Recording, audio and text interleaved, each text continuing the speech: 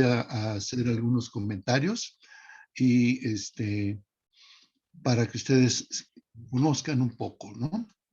Entonces, verán ustedes, aquí está. El doctor Abraham Pliego estudió la licenciatura en psicología en FES Iztacala, en tiempos de lo que era la INEP Iztacala, ¿no? Luego, hizo una maestría en psicología clínica en la Facultad de Psicología de la UNAM, allá en Seúl.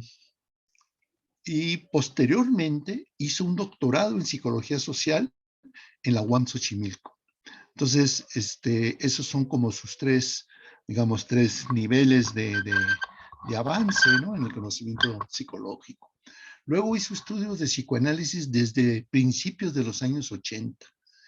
Entonces, lo cual le ha permitido, pues, o sea, aparte de una práctica terapéutica, también como ser docente en diversas instituciones psicoanalíticas desde el año 2000.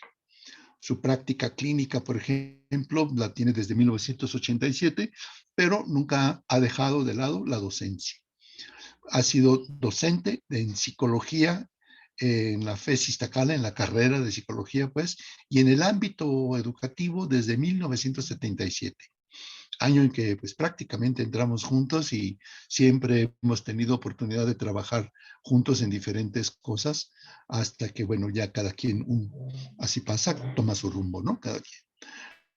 Luego ha sido docente de la licenciatura y posgrado en varias universidades privadas y ha sido ponente en múltiples coloquios nacionales e internacionales. Fundador del claustro de psicoanálisis y teoría social en la FES Iztacala y ha sido representante de la tradición de psicoanálisis y teoría social en el ámbito educativo. Bueno, aparte, tiene pues una gran cantidad de hobbies que, bueno, ya les contará él si lo considera necesario. Y pues damos la bienvenida al doctor Abraham Pliego, que nos va a hablar en esta ocasión sobre el lugar del psicoanálisis en la formación del psicólogo. Ok. Entonces, bueno, pues le damos la palabra al doctor Abraham Pliego. Bienvenido. Muchas gracias por estar aquí, Abraham. Y pues Gracias. adelante. Al contrario, muchas gracias. Saludos para todos los que están presentes. Les agradezco su presencia, su interés, ¿verdad? Su escucha. Y también, antes que nada, agradecimientos muy serios, muy afectuosos a los organizadores de este evento, ¿no? Al CIMIE, cuyos miembros andan por aquí, particularmente a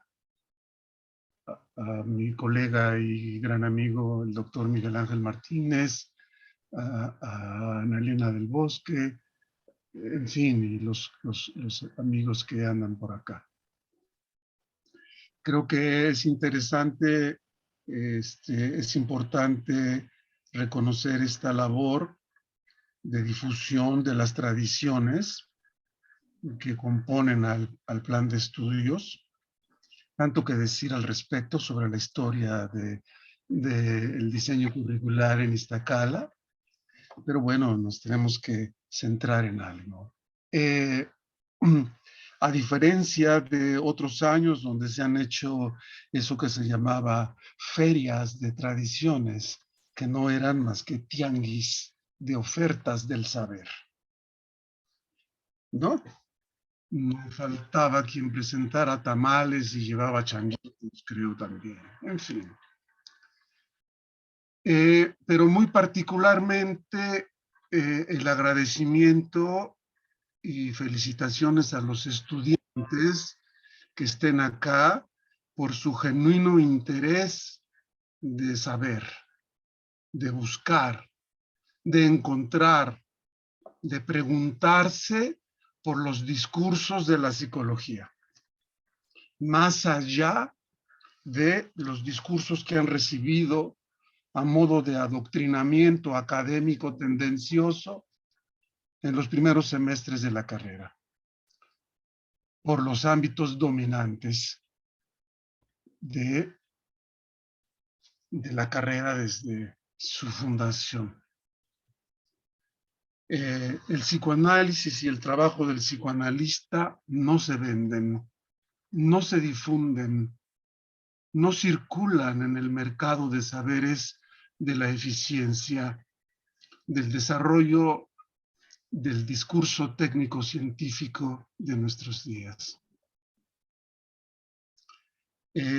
Ojalá que pueda ser claro para los estudiantes y aportar algunas ideas centrales, representativas del discurso del psicoanálisis, ser claro sin perder mucho rigor. Ser legible para aquellos que han tenido mucho contacto con el psicoanálisis y pueda servir de algún modo para orientarlos en sus elecciones académicas. Voy a hacer una exposición muy sucinta, apretada, sobre teorías y conceptos del psicoanálisis en torno a la orientación de Freud y Lacan. ¿No?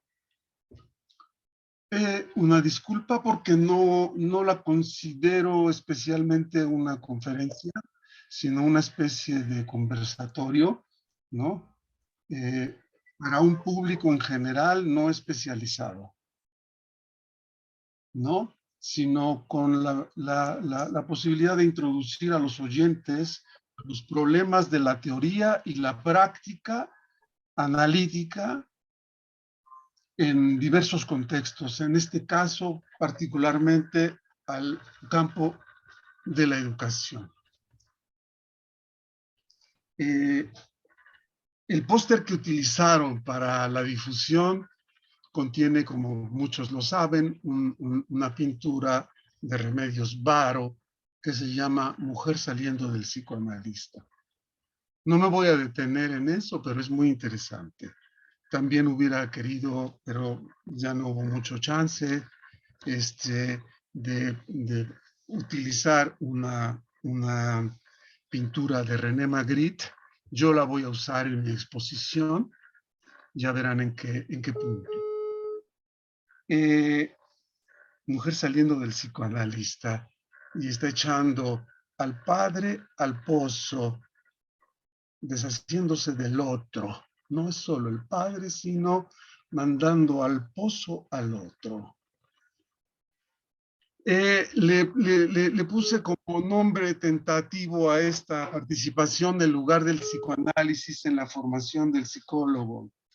Y luego pensé que es más bien una especie de introducción a la tradición del psicoanálisis. Una introducción a la tradición del psicoanálisis en el ámbito de educación y la intervención en la escuela. Una introducción. Bueno, a ver si...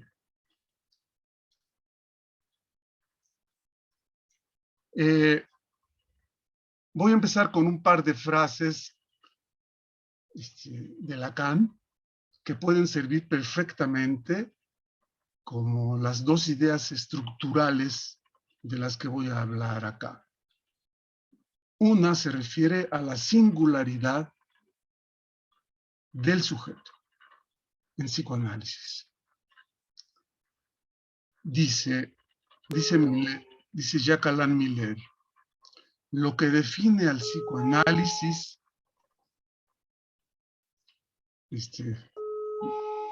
me siento como en el tráfico lleno de claxons. Hay un micrófono abierto. Lo que define al psicoanálisis en el sentido de Lacan es el que se pone en la senda del deseo del sujeto y apunta a aislar para cada uno, para cada sujeto, su diferencia singular, la causa de su deseo en su singularidad, eventualmente la más contingente. la causa del deseo para cada uno. Entonces, la cuestión de la singularidad es una de las ideas que van a estar presentes todo el tiempo aquí para diferenciarnos de estas otras lógicas del mundo psi que trabajan desde una lógica universalista. La otra gran idea que atraviesa mis comentarios es una frase de Lacan que yo estoy parafraseando porque no se refiere allí exactamente a la educación ni a la psicología. Por eso está entre corchetes la cita. Él está hablando del falso psicoanálisis, pero para el caso es lo mismo. Podríamos decir la psicología psicoanalítica, etcétera. Aunque voy a hacer un parafraseo, no creo no estar defraudando el espíritu y descontextualizando la frase. Lo digo en principio como, entonces, decíamos que el psicoanálisis busca la singularidad y además la promoción del sujeto para desatraparse del otro. Ya lo iremos viendo. Pero al contrario, la educación y en general los discursos sí buscan la adaptación del sujeto al ideal y el saber de la época. La adaptación, ¿no? Ajustado a los intereses del discurso capitalista y sus discursos tecnocientíficos. O sea, ahí hay una especie de contradicción ya entre el psicoanálisis, aparentemente, y la educación. Dice Lacan, refiriéndose al falso psicoanálisis, pero yo lo puedo plantear acá, como decía, en relación a la educación. Parafraseando a Lacan, la educación sería la que sigue los pasos de la norma,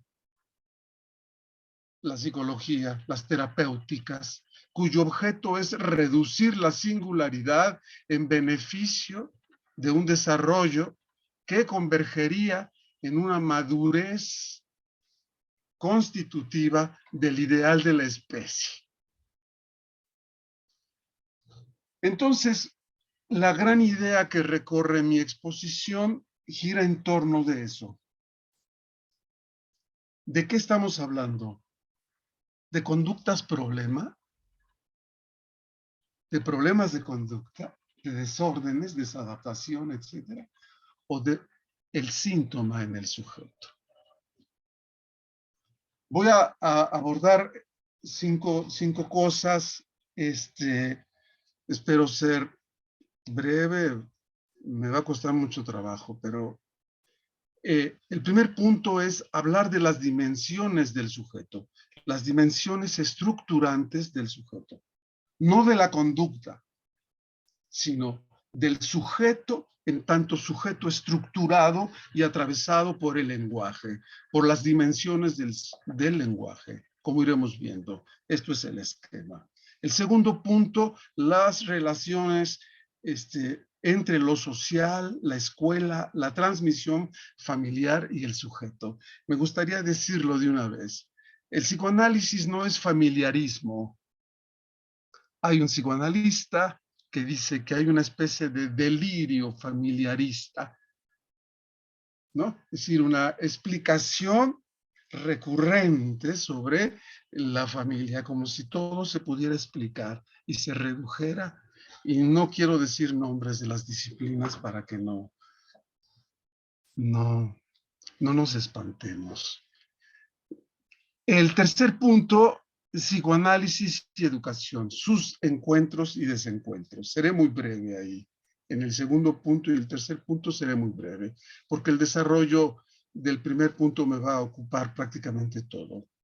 El cuarto punto es como un redondeo de si pensamos al sujeto desde el síntoma como algo estructural o si estamos hablando de desórdenes escolares, problemas de conducta que debieran ser solucionados en esta lógica de la eficiencia.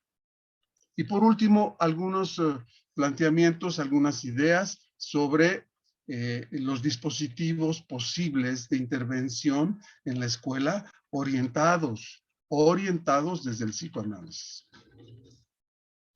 Espero que hasta allí vayamos bien. Disculpen, voy a tomar un poco de agua.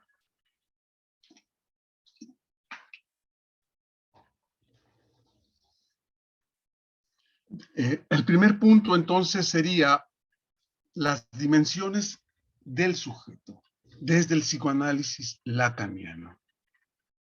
No puedo hablar aquí de la diferencia Freud-Lacan o toda esa discusión del retorno a Freud, etcétera, etcétera. Tengo que ser muy directo. Y cuando decimos dimensiones del sujeto, estamos hablando de las dimensiones del lenguaje, porque el sujeto es un ser de lenguaje, como veremos, y no solo. Entonces, esas dimensiones del sujeto, de algún modo, están también como pensadas, estructuradas, etcétera, orientadas desde lo que serían las dimensiones del lenguaje. ¿Cuáles? La de lo real, es decir, el lenguaje alude a lo real, desde lo simbólico y desde lo imaginario. Entonces, en el psicoanálisis no se trata de áreas de la conducta como si fueran departamentos separados en el sujeto. Esto lo vemos en lo real del currículum. Cada quien trae su rollo, ¿no?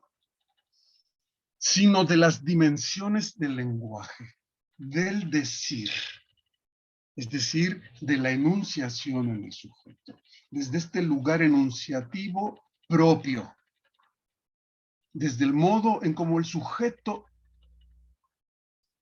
se coloca en el lenguaje, o es colocado, etcétera, etcétera. De las dimensiones del lenguaje, del decir en el sujeto, como ser del lenguaje, ya decía Heidegger, y Lacan lo retomó allí.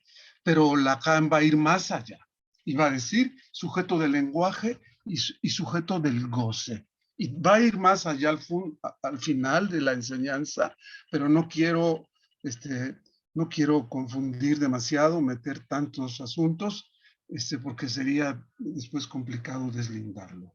Entonces, tenemos que partir en principio de que pensamos al sujeto en psicoanálisis como una estructura constituido desde el lenguaje y por estas dimensiones que componen al lenguaje, es decir, lo simbólico, lo imaginario y lo real. Lo real. No se trata de la representación, lo real no es la realidad a la que se refiere la sociología, la ciencia, la psicología, el sentido común.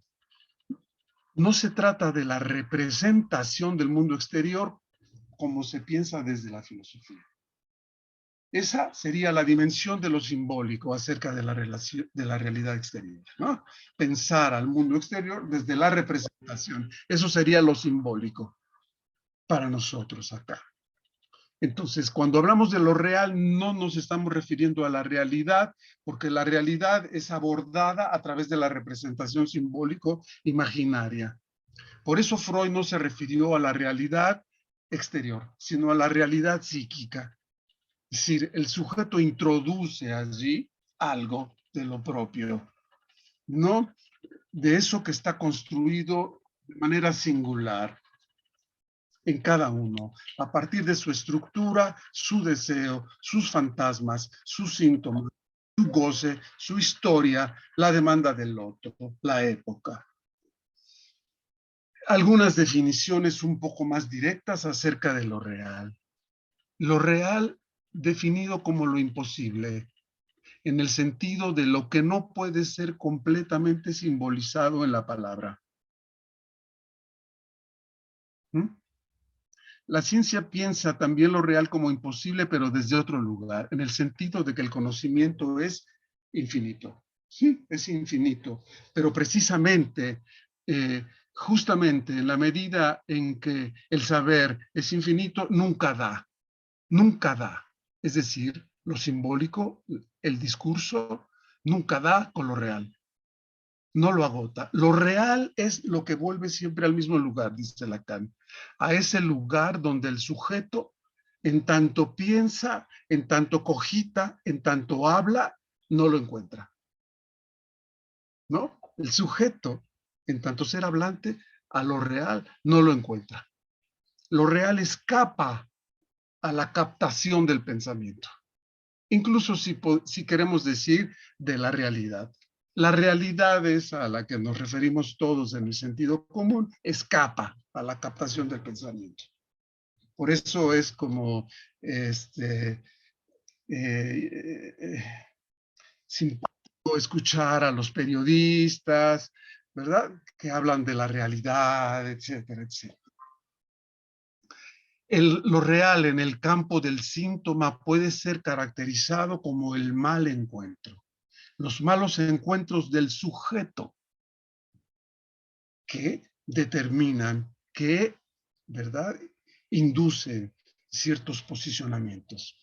Lo real, podemos decir que de lo real no hay una aprehensión directa. No podemos poseer al objeto, ni al cuerpo del otro en el abrazo, ni con la vista, con el fantasma de la mirada, ni por la percepción, ni por el pensamiento.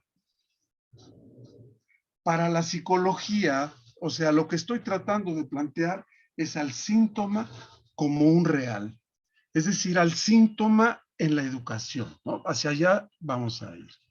Pero, es decir, los síntomas educativos son síntomas o son desórdenes. ¿Mm? Pero lo que quiero poner de relieve es esto real imposible. Espero haber sido más o menos explícito con eso. Esto imposible de aprender, de agotar a través de la palabra y del pensamiento, etc. Para la psicología y otros discursos, sí, psiquiatría, psicoterapias, terapias alternativas, modelo médico, etcétera, se trata de desórdenes, trastornos, desadaptaciones, conductas disfuncionales, problemas de conducta, niños problema, bárbaro, válgame Dios, diría, ¿no? Etcétera, que son teorizados contradictoriamente. Por un lado, como fenómenos aislados, conductas aisladas, ¿no? Ahora tenemos especialistas en todo, ¿verdad? Vamos al médico y se ocupa de la uña número 1, pero no se preocupa de la uña número 2. Y al mismo tiempo va bajo una lógica universalista, la lógica aristotélica, ¿no? La lógica de la ciencia, que en el caso de la psicología y la psiquiatría y los discursos, sí, se trata de la clasificación, o sea, una lógica de la clasificación psicopatológica que excluye la explicación singular e induce tratamientos, programas y demás estrategias estandarizadas para todos, bajo el enfoque de la eficiencia respecto de eso real imposible. Disculpen si me muestro demasiado apasionado, pero pues ni modo.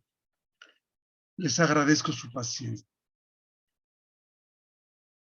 Para el psicoanálisis, Freud y Lacan, lacaniano, el sujeto, como decíamos ya, es un ser del lenguaje y del goce, con una estructura subjetiva singular, pero está vinculado su estructura, ese sujeto, al deseo y al goce del otro. Es decir, no se ubica en esa crítica simplista que dice que el psicoanálisis es individualista. Eso es una crítica, por lo demás, muy ingenua, porque justo en tanto que el sujeto está estructurado desde el lenguaje y el deseo del otro está vinculado a la época, a la cultura, a la familia, a la escuela, etc. Es decir, como un sujeto estructurado, no un sujeto de conductas, sino constituido por el lenguaje, en su vínculo con el otro y siempre en esta especificación de encontrar su diferencia singular absoluta.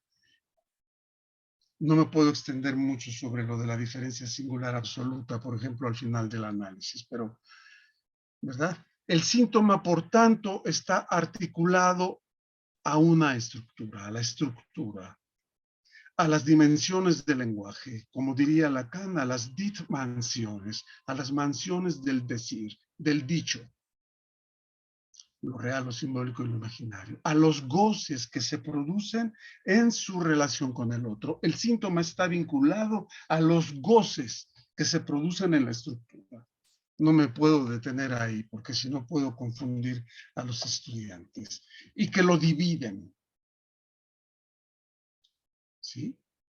Estas dimensiones, este contacto con el otro, este encuentro y desencuentro con el otro, dividen al sujeto y dejan un resto. Ese resto real del sujeto que es intramitable, inaprehensible o al menos casi imposible de aprender. Aquí hago referencia a una, Dios mío, ya es media hora.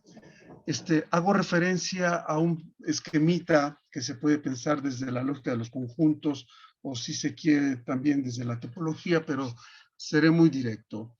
En la relación del sujeto con el otro, el sujeto resulta dividido.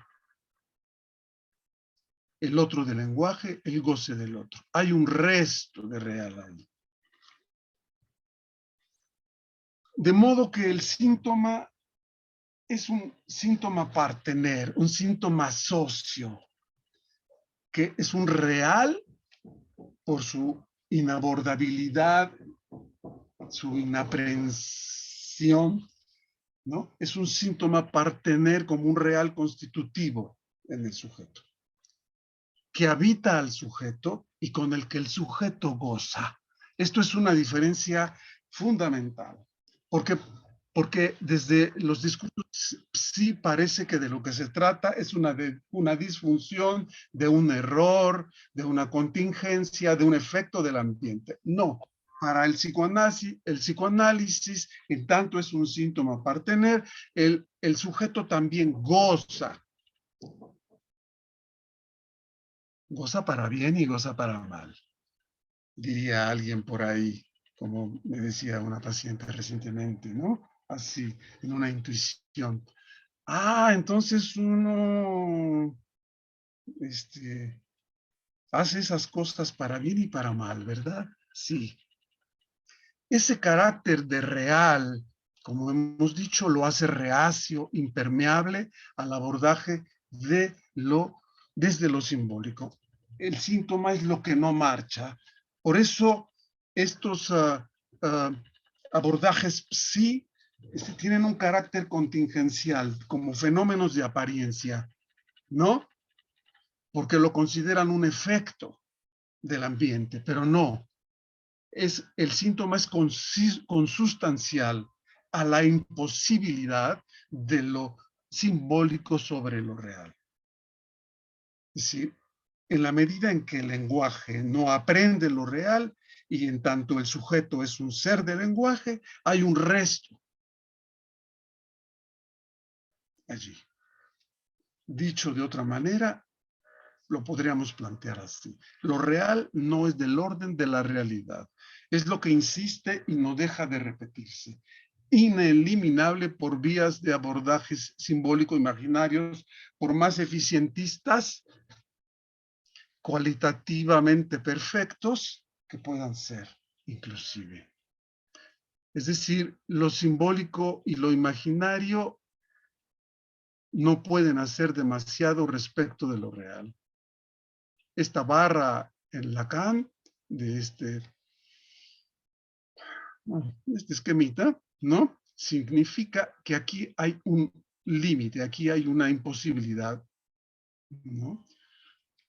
En relación de lo simbólico imaginario y lo real.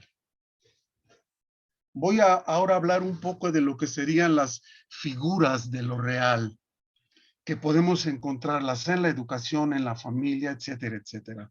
Hay dos figuras paradigmáticas de esto real que es imposible: el tiempo y la muerte. El tiempo no lo podemos detener, por más que le roguemos a Dios, ¿verdad? El tiempo cae, el tiempo se cobra, el tiempo es absolutamente inaprensible, indominable. Y la muerte. Por eso Lacan decía que el sujeto es un ser para la muerte. Ni más ni menos.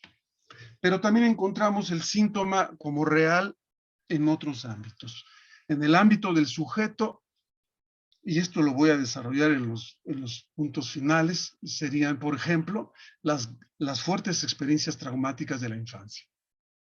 Entre ellas, por ejemplo, la crueldad del otro, la violencia, los terrores nocturnos, los abusos, los malos encuentros con lo real, con lo sexual, miedos, fobias, etcétera, etcétera. Los encuentros con lo ominoso, diría Freud, del otro, la muerte, los abandonos, que dejan huellas psíquicas. Y ahí es donde está lo real de ese mal encuentro, ¿no? Huellas psíquicas inagotables, inaprensibles, que no cesan de repetirse y regresar, casi intramitables. Entre esto real estaría eso que Lacan define como la angustia, es decir, la angustia como lo que no engaña. Una de las cosas que uno se encuentra en la clínica frecuentemente, y por ejemplo ahora en la pandemia, es esta angustia desbordante, esta angustia imparable, ¿no? Como una especie de reacción, ¿no? Indómita. Hay figuras por excelencia, pero el término es malo, ¿no? Pero figuras incontrovertibles de este síntoma, goce en lo real. La violencia, la crueldad, la agresividad, el poder. Son figuras del síntoma vinculados al goce, ¿no? La violencia es una especie de tendencia al goce absoluto, ¿verdad? El violento parece descargarse totalmente. Parece querer descargar toda su crueldad en el sujeto, en el otro. Especie de empuje, diría Lacan o también Freud cuando toman a Nietzsche, ¿no? Una tendencia a la descarga brutal del goce sin límites. Es del orden, estos síntomas parece que son irreductibles de la condición humana. Nietzsche lo dijo muy bien. Dijo que esto es lo más humano, esta voluntad de goce, este empuje al goce. Pareciera una especie de ley de gozar, un empuje del goce como si fuera una ley que llama al perverso a la descarga total. El empuje como ley es la interpretación perversa de los límites simbólicos, dice Juranville. Goza es una especie de absoluto de la ley del superyo, dice Lacan. Y eso lo encontramos en el bullying, por poner un ejemplo, la violencia, etcétera. No me quise meter acá con los problemas que hoy vivimos sobre los feminicidios y todo esto, que es grave, porque no quería no quería que nos desviáramos mucho en ese terreno. Pero cuando uno ve los videos del bullying, puede ver, ¿no? Hay un videíto que quería pasar, pero para evitarme problemas técnicos aquí con la transmisión, hay un ejemplo donde un niño, un chavillo de la secundaria, porque no le gustaba cómo hablaba la compañerita, casi la ahorca y la deja inconsciente. Estaba escuchando que México ocupa el primer lugar de bullying en la escuela secundaria a nivel internacional. Esos son datos, creo que del 2012, no sé cómo estemos ahora. No me voy a detener más mucho como estos ejemplos del síntoma real, ¿no? La repetición del fracaso, del dolor, ¿no? De los intentos de suicidio, la hipocondria, los síntomas corporales, las adicciones, como ejemplos perfectos del síntoma en su sentido de goce, el consumismo, etcétera. También encontramos en la dimensión sexual. Es todo un tema, no me puedo detener. La falta de relación armónica entre los sexos genera síntomas. La imprecisión de la diferencia de los sexos también. Por eso hoy tenemos todo este empuje de fenómenos nuevos, entre comillas, sobre la sexuación. Los fenómenos trans, etcétera, y en otros contextos. Todo esto para decir que el síntoma no es una cosa, no es una conducta, sino en sus diversas figuras psíquicas, en las combinaciones de lo real, lo simbólico y lo imaginario. En el segundo punto, la dimensión simbólica del lenguaje, no me voy a detener porque de algún modo ya lo he estado planteando. La idea central, como hemos venido diciendo, es que el lenguaje no es lo real, es un intento de aprehensión de lo real, es una representación en la cabeza de lo real, que no termina de aprender lo real. Y son los discursos, el habla, la palabra, la polifonía, las normas, los estatutos, las constituciones, el código de Hammurabi, las tablas de la ley, los regaños de mi abuelita, etcétera. Lo imaginario. Para adelantarles, vean aquí esta pintura de Magritte, ¿verdad? Que podemos tomar con la frase de Lacan que dice, no estoy, no soy ahí donde me veo. Como saben, hubo un gran diálogo entre el surrealismo y el psicoanálisis. No nos podemos extender demasiado ahí. Es decir, el sujeto cuando se ve, no se ve. Ve, quién sabe qué, su espalda. Y a este otro cuadro de la derecha, Magritte le llamó la condición humana. Es decir, aquí podemos apreciar esta combinación de lo simbólico y lo imaginario, pretendiendo aprehender lo real. El cuadro parece dibujar lo real o ser lo real, pero no lo es. Eso es claro. En la mirada, es interesante esta pintura tan usada, ¿verdad?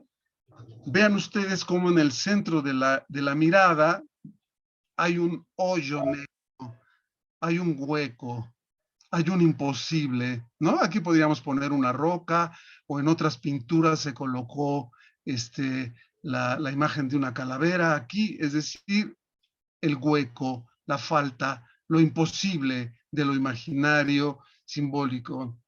Y acá representada en el campo del amor. Los amantes no ven lo real en el otro, no ven las tripas del amor. Nos casamos con lo imaginario, buscamos quién sabe qué cosas del amor.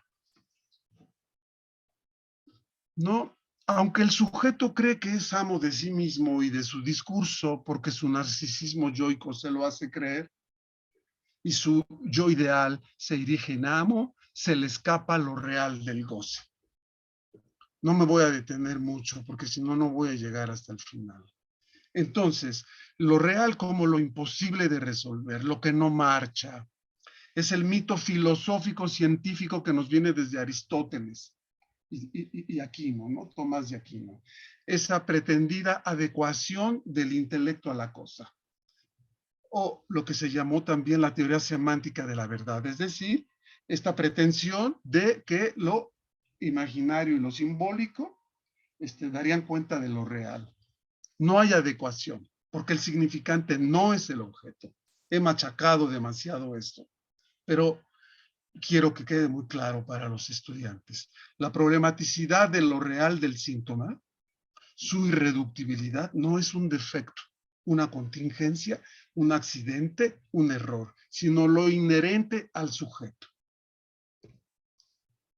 Aquí tenemos otra figura topológica de Lacan que utiliza, no la voy a explicar, solamente para decir que este torus, este toro de la topología, lo utiliza Lacan para decir cómo aquí en el torus están las vueltas del sujeto, las vueltas del lenguaje alrededor de la cosa.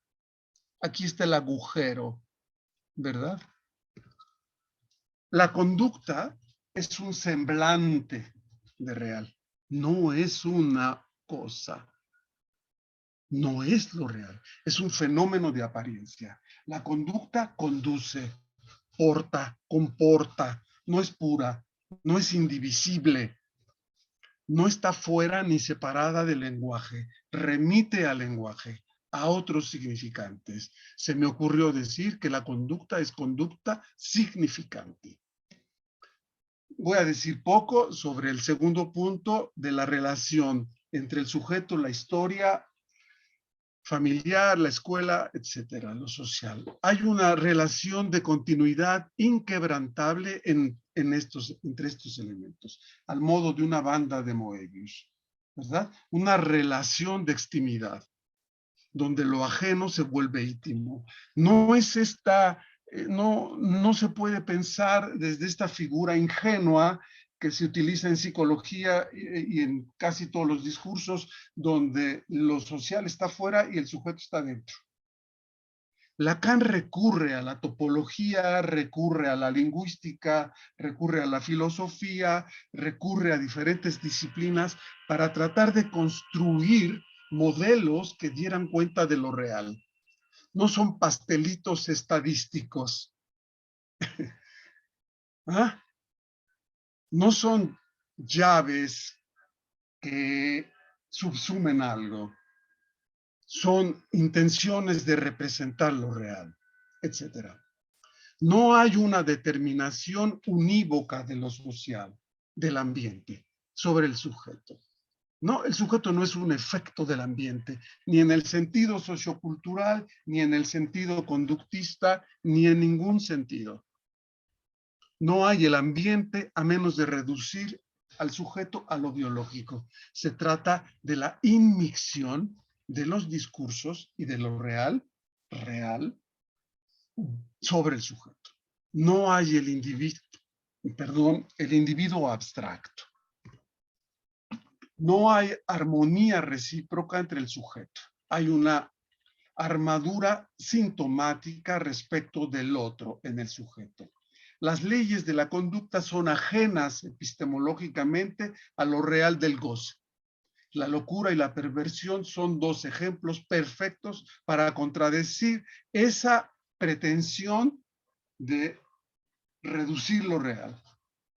Toda normatividad simbólica, sea del orden que sea, científico, ético, político, etcétera, funcionan tan solo como marcos ordenativos, pero no agotan al sujeto. Y lo que es más, la pretensión de su control no solo no es ética, sino un atentado contra la condición humana.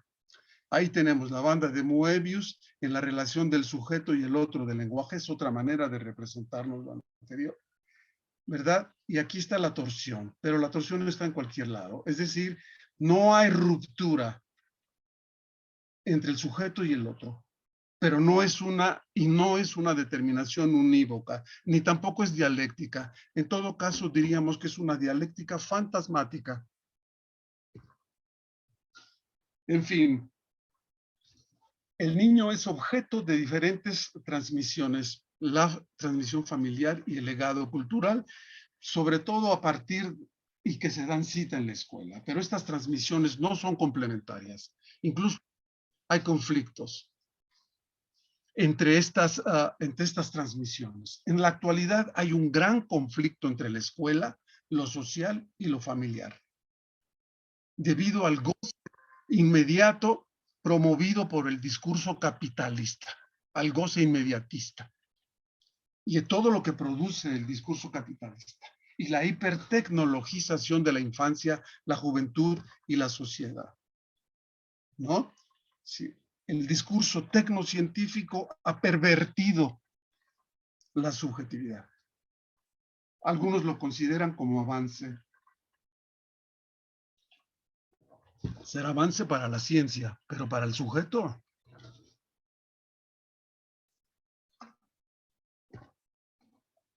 Entonces, entre el psicoanálisis y la educación, ya lo veíamos, hay una relación imposible. Freud ya lo veía, porque la educación busca adaptar al sujeto y el psicoanálisis promueve que el sujeto se descoloque, que arme algo, si puede, con eso real, que lo habita, algo en relación con la demanda masiva del otro, que pueda construir un lugar propio.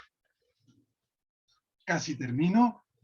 Entonces, hemos venido machacando que el psicoanálisis no habla de desórdenes, sino ni de conductas, sino de un síntoma estructural, constitutivo, partener en el sujeto. Pero hay un agotamiento de los discursos psicológicos para pensar al niño, al sujeto, ¿no? Un agotamiento. ¿Por qué? Porque lo reducen a conductas, a procesos aislados de aprendizaje cognitivos, conductuales, actitudinales, sentimentalistas, etcétera. Además, regidos por una especie de ideología de la eficiencia, con explicaciones universalistas, factorialistas, ambientalistas, que lo miran como un sujeto aislado. Aquí hago una cita, más bien una lista de un sinfín de síntomas que podemos encontrar en la escuela, pero no solo, sino, es decir, el psicoanálisis toma al sujeto que está ahí en la escuela, pero ese sujeto no tiene solo los problemas de la escuela, sino que es un sujeto. Entonces nos encontramos con un sujeto con el que tenemos que trabajar, como sujeto. No, porque si no nos reduciríamos a pensarlo como lo piensan los otros discursos, abordar el problema del aprendizaje, las conductas, problemas, etcétera. Se trata en general de los avatares de la constitución psíquica, del niño en sus procesos sociales, familiares, etcétera. Entonces podemos decir, niños agresivos o niños agredidos, niños asociales o niños segregados, fracaso escolar o fracaso de la escuela o de la familia, ¿no? Patologización y medicalización del niño y de la sociedad. Hipertecnologización, adolescencia perpetua, imperio del niño, solterones empedernidos en el campo del amor, violencia, cutting, patologías graves, fracasos de la separación, etcétera, fobias, neurosis y psicosis no desencadenadas en los niños que abordamos. No lo sabemos. No sabemos qué hay en ese niño. ¿Cuál será el futuro? Pobre niño, como decía Goethe.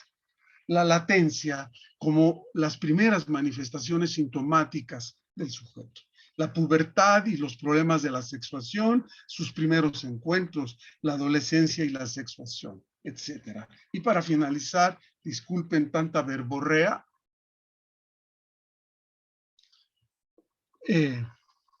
nuestro trabajo humilde, tan criticado porque no comparte esta concepción sobre la realidad y la eficiencia, está orientado analíticamente. No es que pretendamos formar psicoanalistas.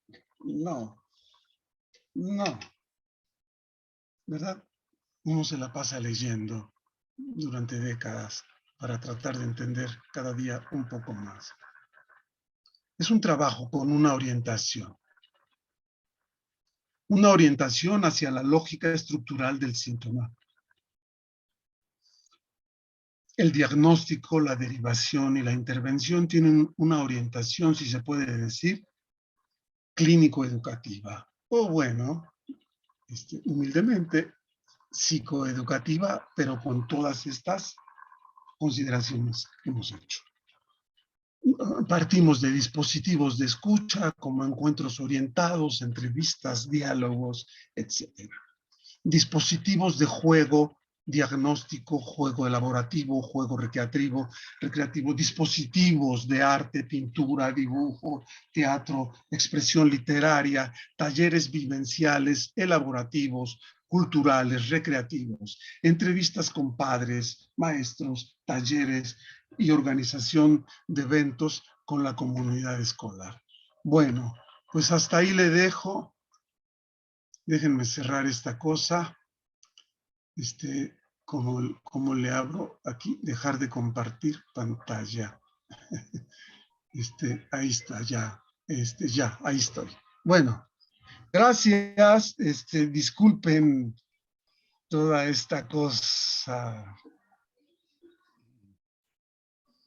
Espero que para los estudiantes haya habido alguna aportación para pensar nuestra intervención en el campo de la educación. Muchas gracias por su paciencia. Sí, muchísimas gracias, doctor Abraham Pliego, por esa magnífica conferencia que nos has dado. Pues esperemos que sí haya sido de gran utilidad para los alumnos, yo pienso que sí, y para todos los asistentes en general, pero vamos a abrir el espacio para preguntas y para que nuestros alumnos y profesores dialoguen con el ponente, con el doctor Abraham Pliego. Entonces, si hay alguna pregunta, la pueden plantear por el chat o abren su micrófono y planteanlo directamente.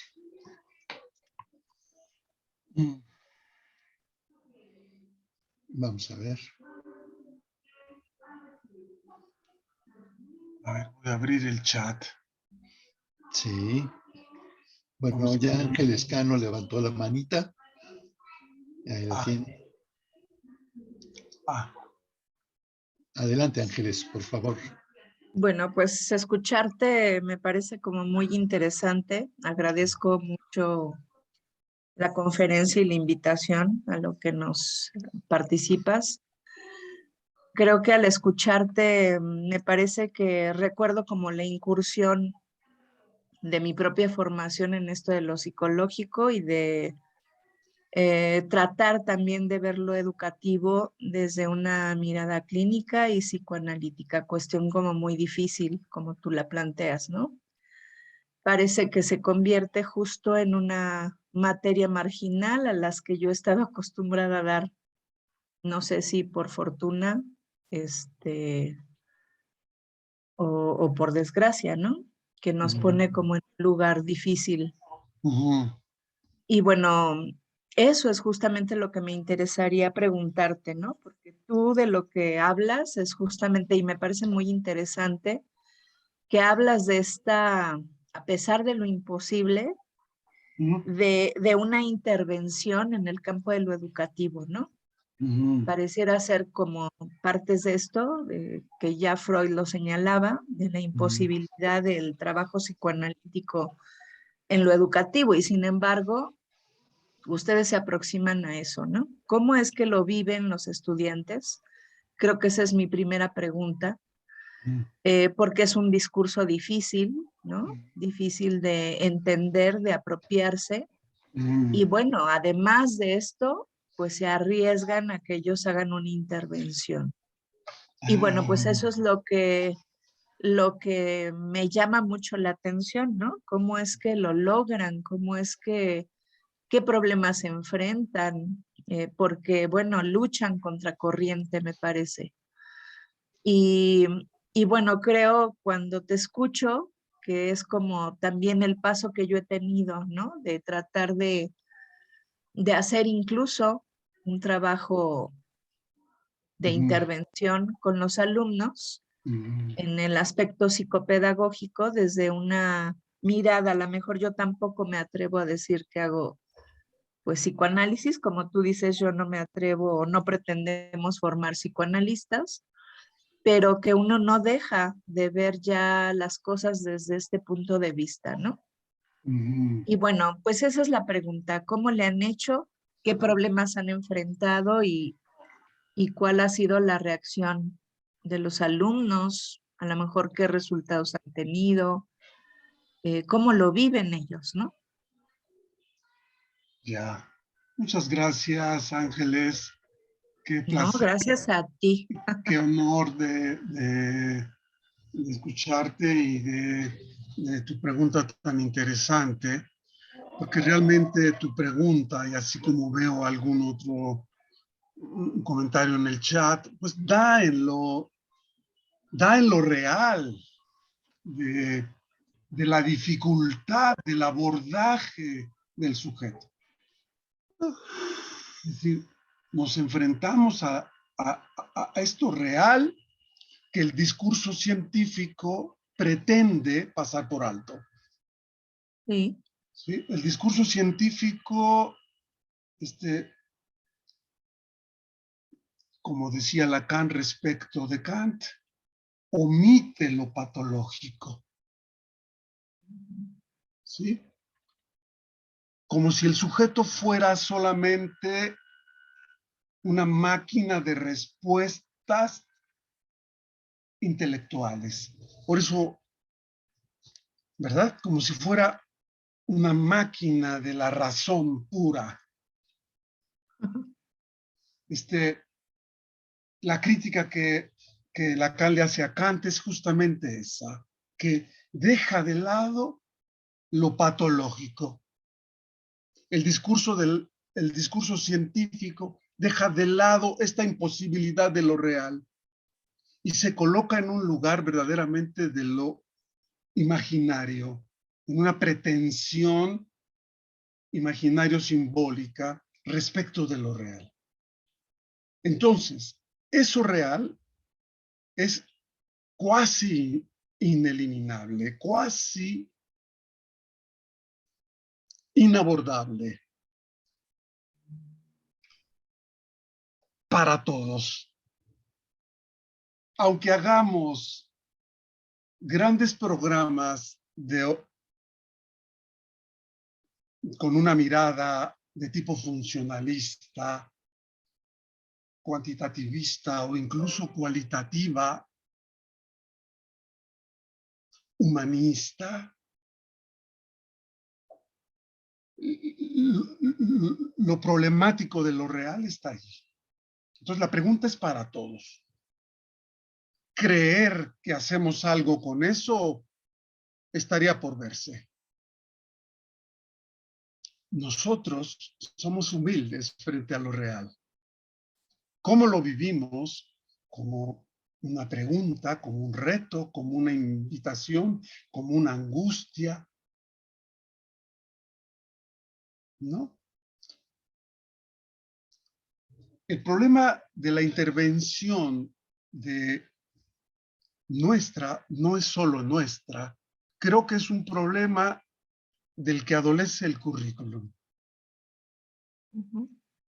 Es decir, el currículum de Iztacala tiene la gran virtud, reconocida internacionalmente a lo largo de tantas décadas, de enfrentar a los alumnos a la práctica durante mucho tiempo. Es una virtud, en realidad hay que elogiarlo y reconocerlo, pero al mismo tiempo es un pecado, es un gran problema, porque en todas las, desde prácticamente todas las abordajes, las orientaciones, los estudiantes van en falta, no saben muchas cosas.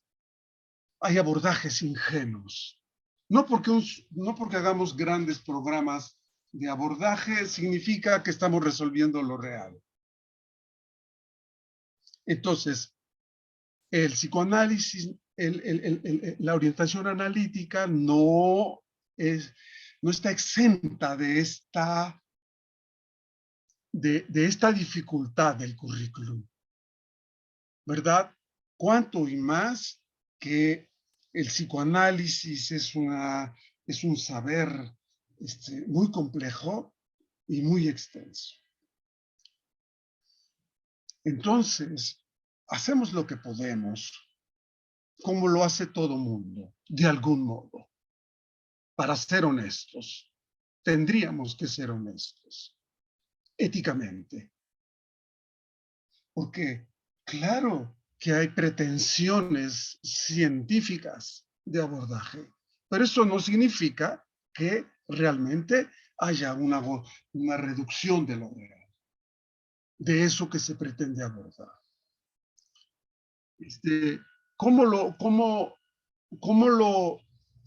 ¿Qué hacemos? Bueno, al final de la presentación intenté plantear algunos dispositivos.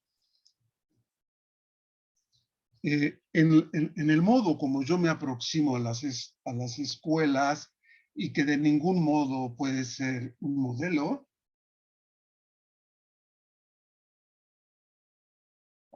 es muy sencillo. La institución nos propone a niños problema.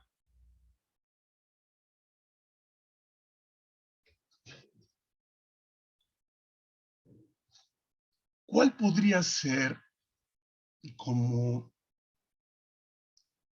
la idea esencial de nuestro trabajo?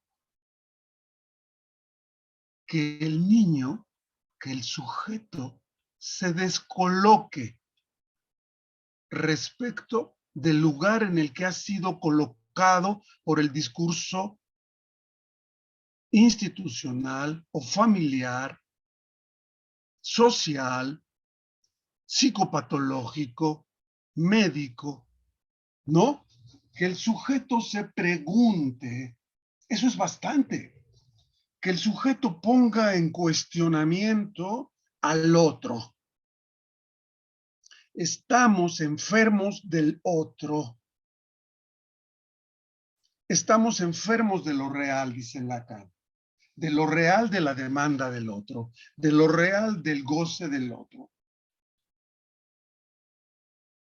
Entonces, nuestro trabajo está centradísimo en la escucha, intentar develar los hilos lógicos del síntoma en el niño, los hilos lógicos, ¿verdad?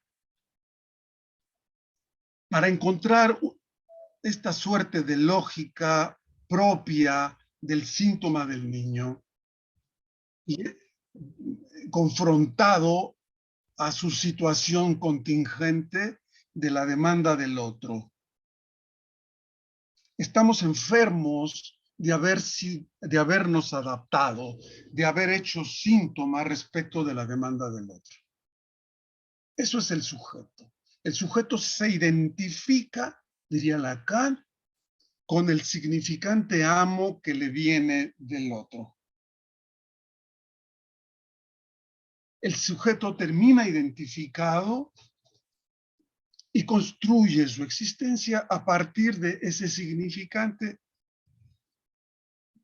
que es el significante amo. Entonces, y no solo la intervención nuestra allí, sino esta intención del análisis es como intentar cuestionar, preguntarse, que el sujeto pueda colocarse, posicionarse, girar un poco respecto de la demanda del otro.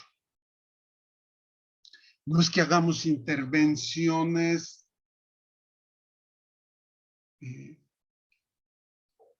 para lograr la exhaustión absoluta del síntoma. Eso es una pretensión realmente que no corresponde, no debiera corresponder a nadie. Eso, no, eso es demasiado, se me escapó el término. Pero creo que nuestro trabajo modesto, que es un trabajo que tiene intenciones éticas, clínico-éticas, en relación con la vida del sujeto, no solo de su problema educativo, sino que el sujeto pueda ubicarse de otro modo.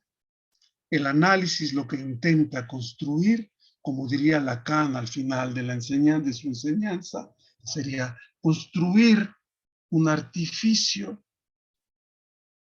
¿no?, existencial, digamos, una reparación sintomal, es decir, salir del síntoma de siempre en el que ha estado identificado como síntoma partener y pueda construir un artificio sintomático otro frente a ese lugar identificatorio. No dije mucho, pero es una suerte de labor, una pretensión titánica, humilde pero titánica. ¿Qué logramos? Lacan decía, Dios los cura y yo los escucho.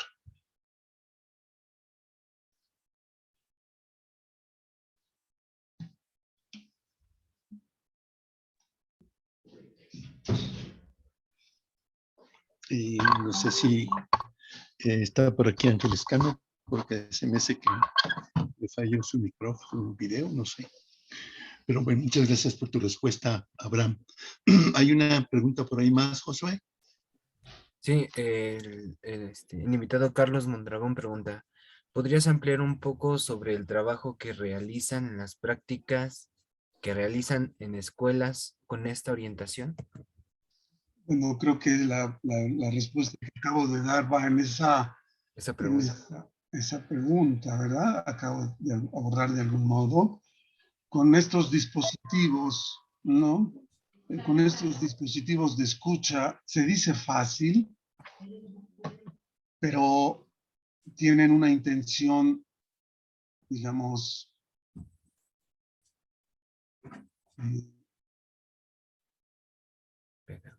ética, ¿verdad?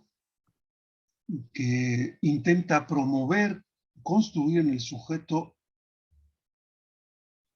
una nueva posición respecto de su síntoma.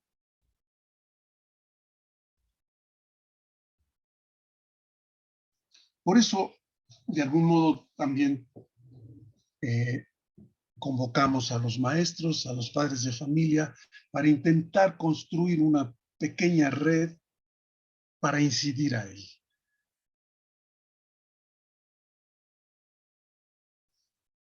Creo que también hay que poner de relieve que, como en todas las prácticas de todos los ámbitos, las prácticas, quizá su objetivo central sea poner a los estudiantes en contacto con, ¿no?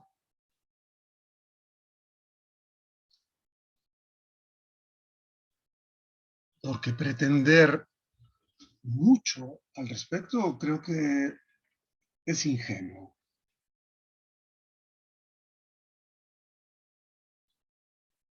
Podría poner muchos ejemplos, pero no quisiera ser demasiado crítico con esto, ¿no?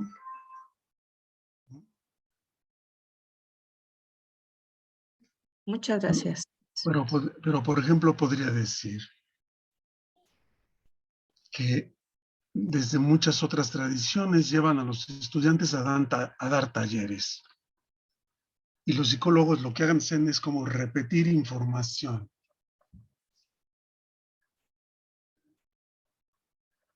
Acerca de lo que los niños ya saben y los padres también. ¿Pero eso es trascender al síntoma? Me pregunto yo. Bueno. Muchas gracias, maestro Abraham. Yo tenía una duda también. Estaba respecto. Muchas gracias. ¿Sí me escucho bien? Sí, gracias. Ok. Estaba respecto, por ejemplo, usaba las pinturas de... no me acuerdo cómo se llama el autor. Magritte, sí. Magritte. Ok. Yo en el psicoanálisis he visto mucho esta tendencia a utilizar el arte como un modelo para vivir lo real y para expresar la realidad. Este también podría contar como un dispositivo o una herramienta del psicoanálisis, como una herramienta terapéutica y al mismo tiempo una herramienta pedagógica, el arte en sí misma. Sí, claro. Muy buena pregunta, muy interesante, ¿no?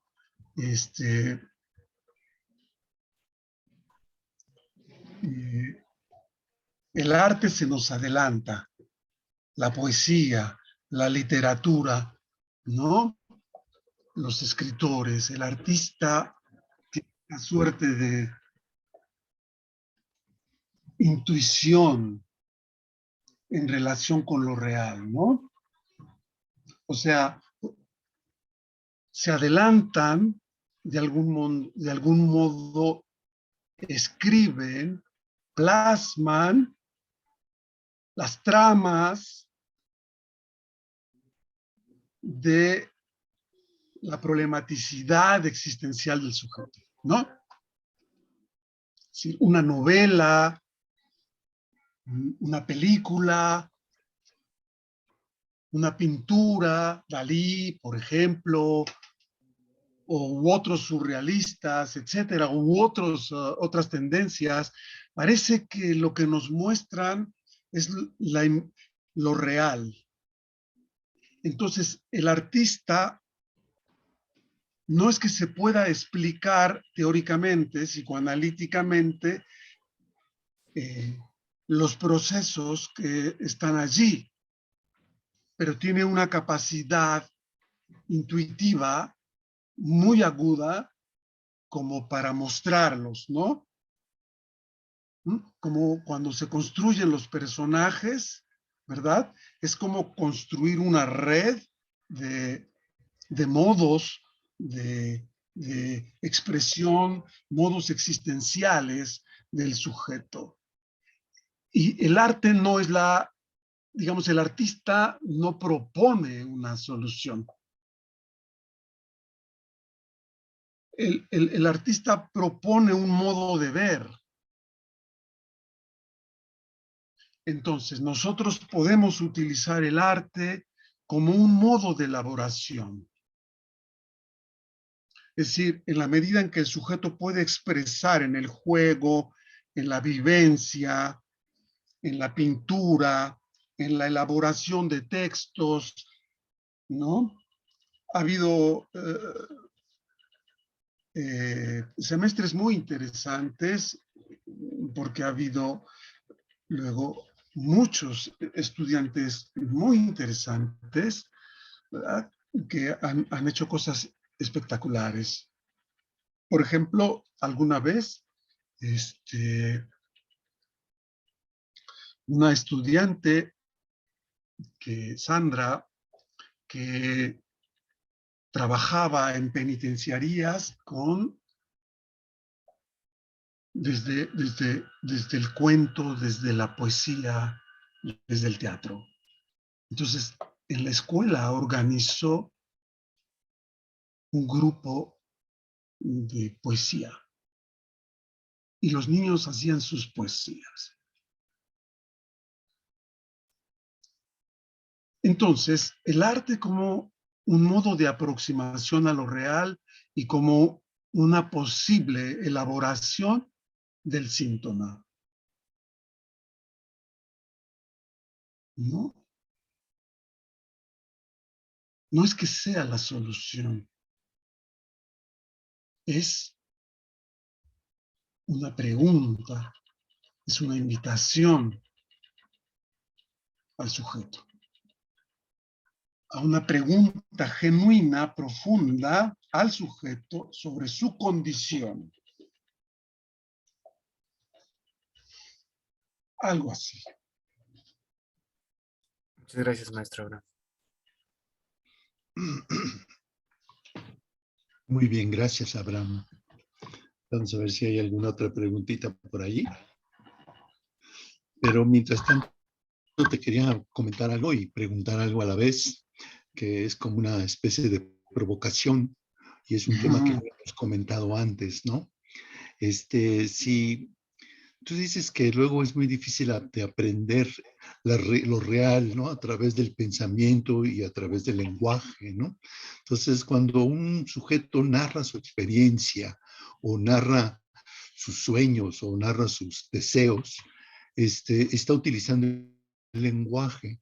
Y para ello, imagino que el terapeuta tiene que interpretar adecuadamente o no, tal vez, aquello que le narra, ¿no?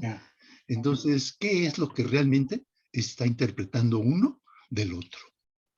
Ya, ese es el gran problema, ¿verdad? De estas aproximaciones del relato, de la narrativa, etc. En efecto, no podemos aprehender lo real, pero lo único que tenemos es lo simbólico, imaginario, para eso. Al final de su enseñanza, Lacan produjo otros modos de aproximación a lo real. No me voy a extender acá, porque implican una concepción diferente acerca del inconsciente, etcétera. Y ¿no?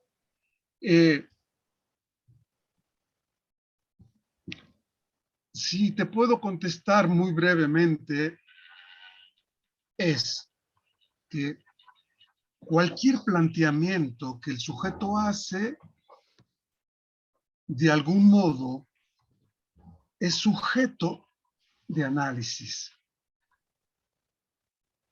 O sea, no hay una interpretación a priori desde ningún lado. El analista no hace una interpretación edípica, bla, bla, bla, del sujeto. No debe haber una interpretación a priorística. Por eso Lacan critica el falso psicoanálisis. No puede haber una interpretación a priorística por parte del analista. Esa es la lección básica que el analizante podrá ir construyendo a lo largo de su proceso. Darse cuenta que eso que dice lo tiene que pensar una vez más. Lacan recurre en el seminario 5 a lo que llama el grafo del deseo y que tiene ni más ni menos que la forma de una pregunta. ¿Qué quiere el otro? Es decir, no hay una interpretación desde ningún lugar. La interpretación tiene que ver con el lugar, tiene que ver con el lugar que el sujeto ocupa en su situación existencial respecto del otro. Es decir, el sujeto va construyendo los significantes, ¿no? Y eso no es exactamente interpretación, sino es una construcción de significantes, pero no es una construcción constructivista, es una construcción significante, metafórica, fantasmática, etcétera, de los significantes que van dando cuenta de los amarres del sujeto con lo real de su síntoma, de su situación existencial. Entonces, van surgiendo los significantes y se van armando redes, digamos, de significantes que van dando cuenta de la problemática del sujeto. Entonces, es muy interesante tu pregunta porque parece remitir a esta suerte de cuestionamiento con mucha justicia de entonces el analista tiene la verdad. No. El analista no puede interpretar desde su lugar, desde su ideología, porque no dejaría de estar ubicándose en ese lugar del falso lugar, del sujeto supuesto saber. ¿Sí? Hay que construir los significantes, de ahí lo difícil, ¿no? Cómo van emergiendo en el sujeto estos significantes que iluminan sectores de su condición. Y entonces el sujeto va diciendo, sí, por ejemplo, produce un significante que tiene que ver con una experiencia, por ejemplo. Y esa experiencia luego le va a permitir relacionarla con otras experiencias y va encontrando las lógicas, por ejemplo, de cómo él se mueve, se ha movido, ha pensado el otro, en esa dimensión, en esa pequeña parte del rompecabezas subjetivo existencial en que se encuentra, digamos, ¿no? Entonces, no hay interpretación a priorística, desde el sentido a priori, desde lo simbólico a priori, desde la teoría. En psicoanálisis hay teoría, pero esto no debe ser pensado como se hace en psiquiatría, desde el modelo médico, como un encasillamiento psicopatológico, nosográfico, ¿verdad?, del sujeto, sino porque cada sujeto es singular.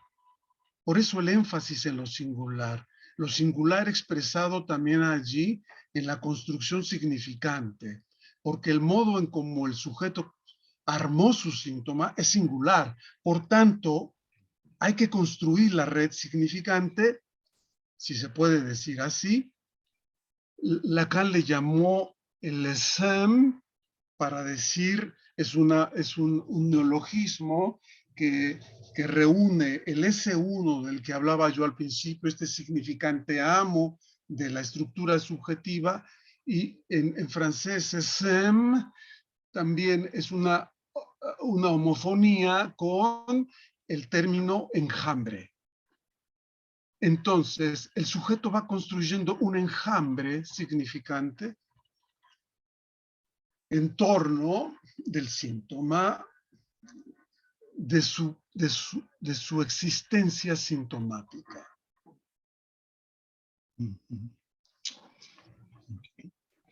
Muy bien, gracias, Abraham. A mí me gusta mucho Ricard, la lectura de Paul Ricard, porque él habla precisamente de que cómo le hacemos para comprender al otro, ¿no? Entonces lo hacemos en virtud de que conocemos el significado de las palabras que describen las acciones que del otro habla, ¿no? Entonces me parece que ese es un primer nivel de entendimiento mutuo y que llevar a los siguientes niveles de los que tú nos hablaste, ¿no? Hoy. Sí, creo que sí hay que tener cuidado precisamente porque el lenguaje común es tan común, está cargado de sentidos a priori, de significados a priori común. Entonces, el discurso analítico no se puede quedar en este primer nivel del significado y del sentido, sino descomponer el sentido, ¿no?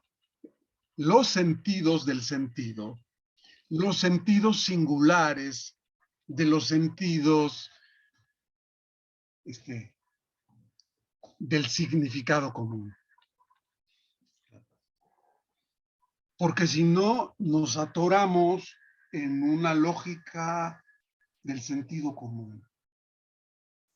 Sí, Sí. Ese es el gran problema de las aproximaciones sociológicas en general, que descuidan, que no tienen presente que el sujeto habla desde otros lugares.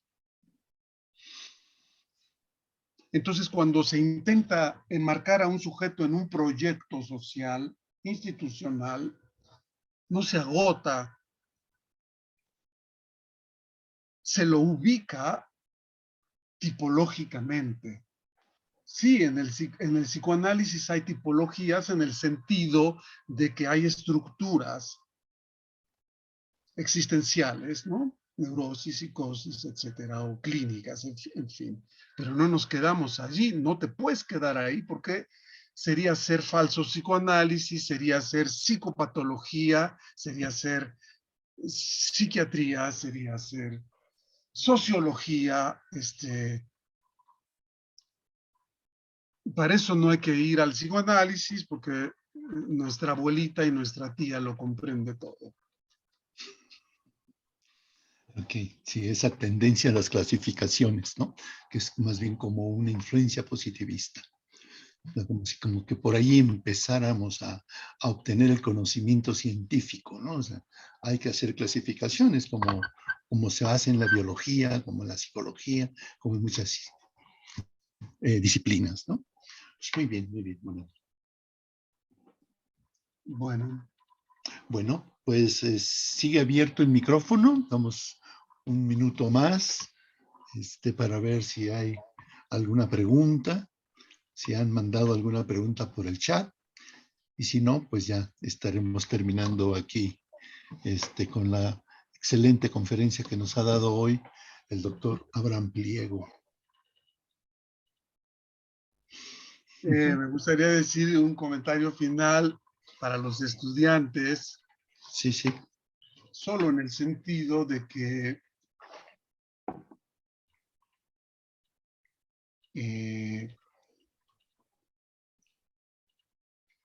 el psicoanálisis es una aproximación al sujeto, una aproximación que intenta ser genuina respecto de su sufrimiento,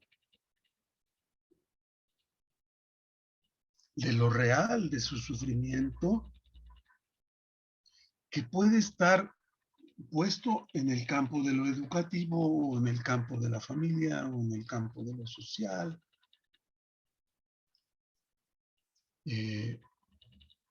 Y que este interés del psicoanálisis, este deseo del psicoanálisis, este deseo del psicoanalista,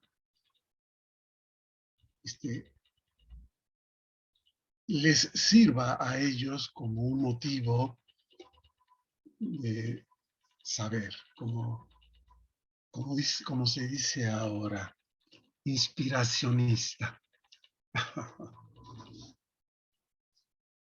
Muchas gracias por Muy bien. por su paciencia. Sí, sí, muy bien, muy bien. Gracias. Pues, un aplauso. Por ahí tienen el de las reacciones. Podemos ponerle ahí al doctor un aplauso. No se preocupen. Pues mira, sí hay bastantes reacciones. Eso es lo bueno de estas cosas. Bueno, y gracias a los asistentes, por ahí les andaremos mandando más información para las próximas conferencias de este ciclo, que está sobre todo enfocado, dirigido a los estudiantes, ¿no? Que son los profesores los que muchas veces nos deleitamos con lo que dicen nuestros ponentes, ¿no? Entonces, pero bueno, es sobre todo para que ustedes como alumnos tengan aquí como un libro abierto, ¿no? Ahí está el texto del doctor Pliego, pues pueden hacerles preguntas, ¿no? Entonces, pues eso. Muchísimas gracias por su asistencia, jóvenes, colegas, compañeros, que estén muy bien. Y pues, muchas gracias, Abraham. Gracias, al contrario, gracias a ustedes, gracias, Ángel.